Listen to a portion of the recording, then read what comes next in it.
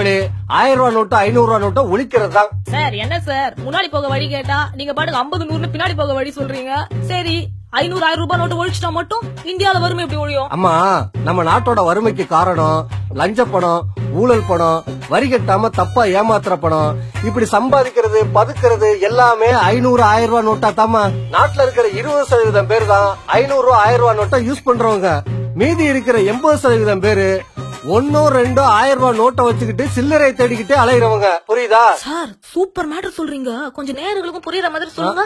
அப்ப உங்களுக்கு புரிஞ்சிருச்சாக்கும். சார் என்ன சொல்லி கலாய்கிறாரே? இங்க பாருமா, 1000 ரூபாய் நோட்டா இருந்தா 100 கோடி ரூபாய கூட பெரிய 2 சூட்கேஸ்ல வச்சு பதுக்கிடலாம். அதே 100 ரூபாய் 50 ரூபாயா இருந்தா பெரிய வீடே தேவைப்படும்.